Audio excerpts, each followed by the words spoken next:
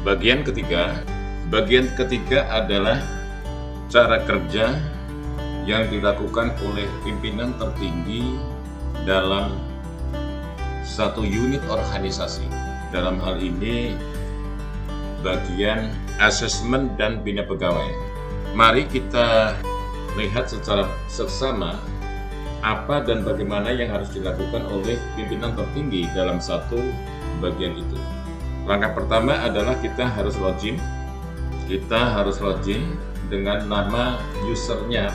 Dalam hal ini Pak Sahrudin, username-nya, kemudian password-nya kita masukkan, ya, baru kita login. Nah, di sini kita akan melihat beberapa menu tampilan. Di sini tertulis Minggu 7 Juni 2020. Artinya ini tanggal akan selalu berganti. Dia akan menyesuaikan dengan kapan kita membuka atau login. Di sini ada keterangan Anda login dengan level kabak. Ada selamat datang Pak Sahrudin. Kemudian menu-menunya ada di sebelah kiri ini.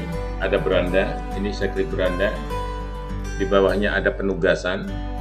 Penugasan ini dimaksudkan untuk memberikan delegasi atau penugasan kepada bawahannya tentunya, karena manajemen atau manajer di Bapak Sahrudin selaku kabak itu ada 3 kasubag. Ini nanti akan memberikan delegasi apa kepada beliau ini, dan tentunya nanti juga bagaimana di level kasubag, tetapi nanti itu akan kita bahas pada bagian 4. Kemudian di sini ada belum diarahkan. Di sini ada pekerjaan 4 yang sudah dimasukkan yang sudah diinput oleh admin. Baik itu yang diinput melalui manual karena yang bersangkutan si pemohon atau pengguna layanan itu datang langsung dengan membawa berkas, maupun permohonan yang dilakukan secara online. Ini ada 4 yang belum diarahkan oleh pimpinan. Di bawahnya ada masih pending. Masih pending ini artinya apabila ada atau permohonan yang ditujukan yang diarahkan kepada Pak Kabaknya, tetapi Pak Kabaknya belum memiliki keputusan apakah mau didelegasikan atau tidak, atau mungkin ada hal lain yang patut ditunda, maka beliau nanti bisa meletakkan hal itu pada pending itu. Nanti akan kita buka satu-satu. Kemudian di sini ada menu belum diproses. Belum diproses artinya ada tugas yang sudah diarahkan, yang sudah didisposikan, tetapi belum dilaksanakan. Kemudian berikutnya ada yang sedang diproses. Sedang diproses ini artinya belum diproses, sedang diproses, kemudian bawahnya ada selesai diproses, kemudian di sini ada rekap progres. Semuanya ini adalah sesungguhnya menunjukkan monitoringnya. Artinya pekerjaan yang didelegasikan sejauh mana itu dilakukan, dan nanti akan terlihat progresnya. Misalnya yang belum diproses ini oleh siapa, akan kelihatan kapan tanggal masuknya, jam berapanya akan kelihatan secara rigid.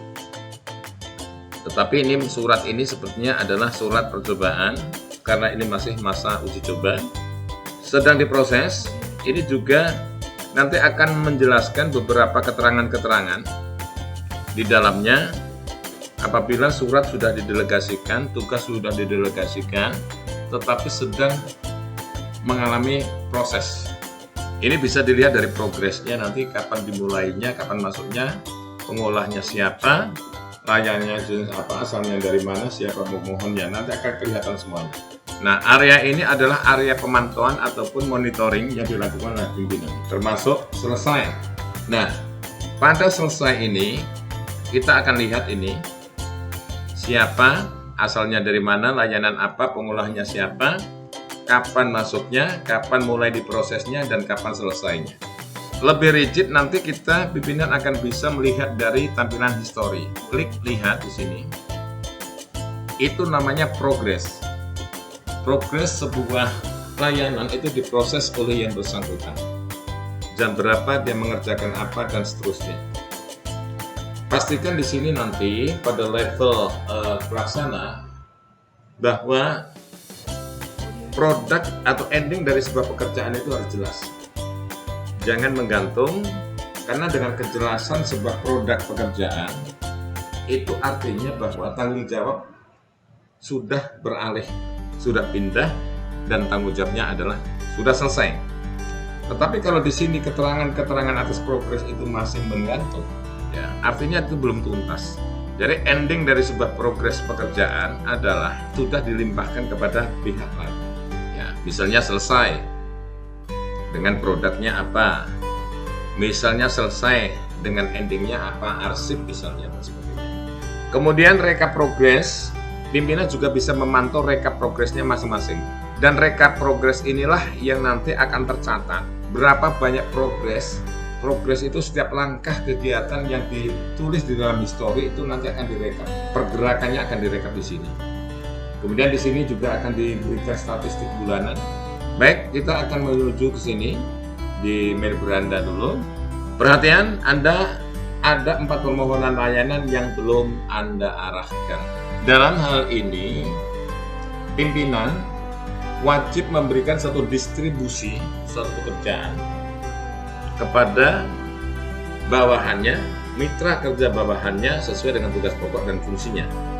Mari kita coba untuk melakukan disposisi. Karena ini sifatnya adalah latihan, karena ini sifatnya adalah bintek, tentunya ini bukan dilakukan oleh pihak yang bersangkutan, akan tetapi kami memberikan satu gambaran bagaimana cara kerjanya. Saya klik di sini mulai dari penugasan. Misalnya kami akan menugaskan kepada Pak Fadlin. Ini Kasubag Karir Pegawai. Isi penugasannya misalnya buat konsep, misalnya buat naskah akademik, tentang apa ya? Saya nggak ngerti apa yang dilakukan di sana. Misalnya tentang penilaian, tentang pengukuran indeks profesionalitas PNS. Ini membuat naskah akademik tentang pengukuran indeks profesionalitas PNS. Misalnya dalam hal ini, lihat atau pelajari PIP ini, ketentuan Permen Pan RB berikut. Saya kemudian menyampaikan referensi supaya nanti bisa menjadi acuan si pelaksana yang kami delegasikan kaitannya dengan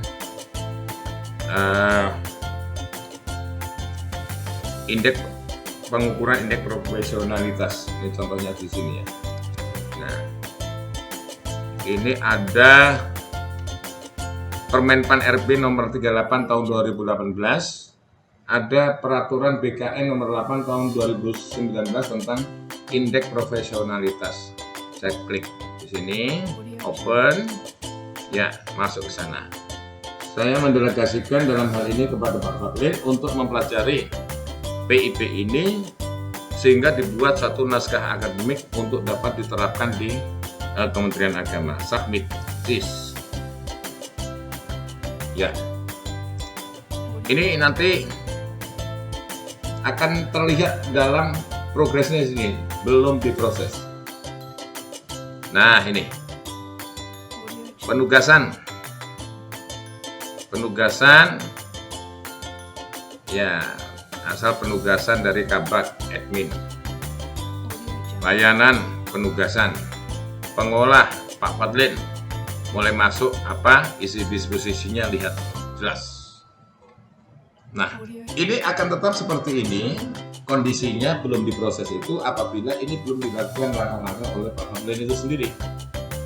Nah, ini hal penugasan ya.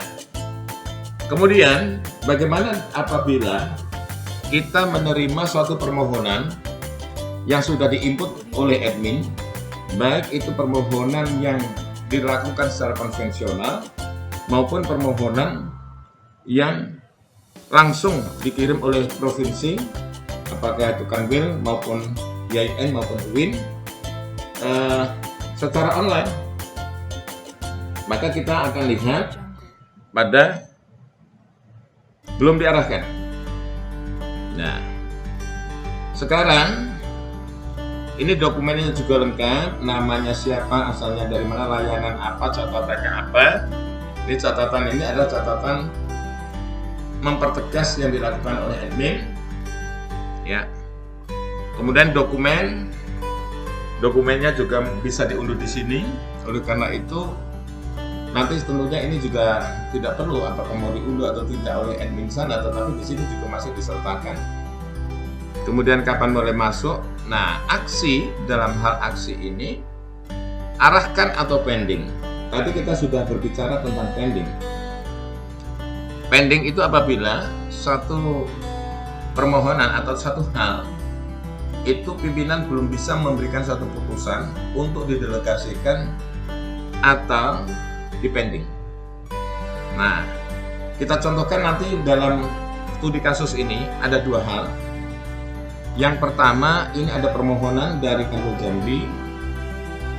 Kita arahkan ini tentang layanan impasang jabatan fungsional.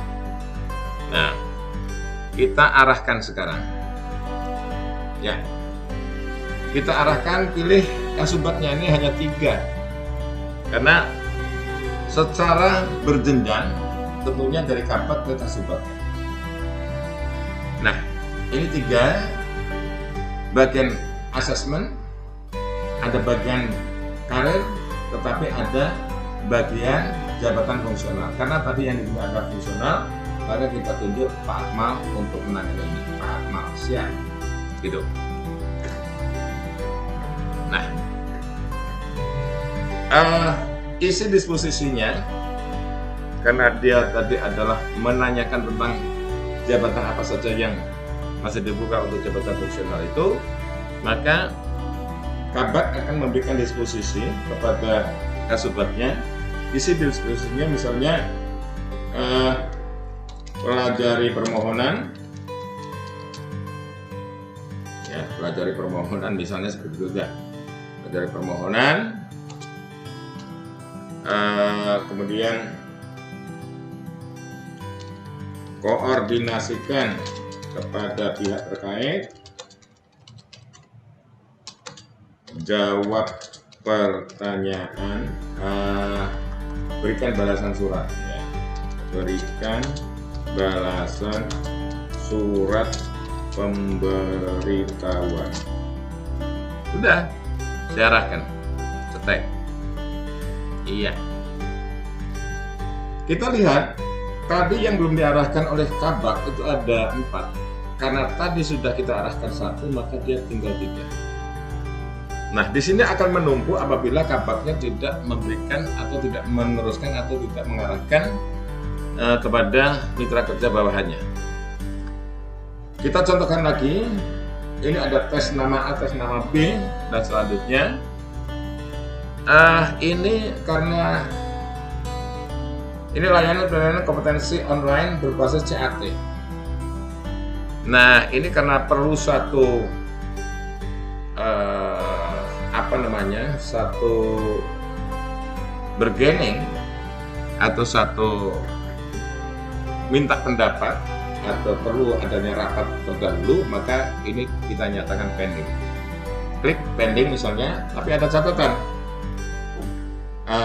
Perlu diadakan misalnya rapat atau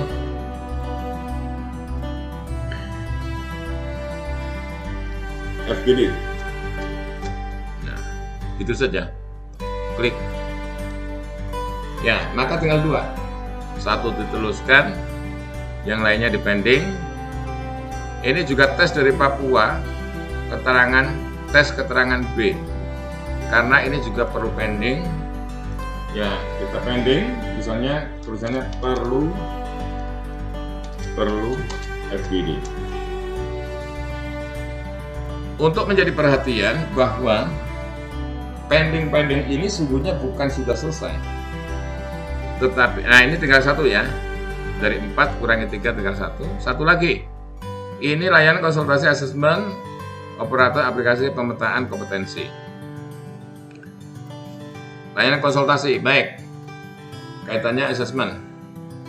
Ini asesmen kepada SIPA, permohonan tenaga SDM untuk keperluan asesmen. Ya, kita arahkan. Ya, kita arahkan supaya nanti tidak ada hutang di situ. Artinya tidak ada sisa pekerjaan yang masih harus tangani oleh kantornya. Karena ini asesmen bagiannya Bu Dian. Ya, kasih blok asesmen, klik. Ya. Ya. Di sini pelajari dan balas, buat surat balasan.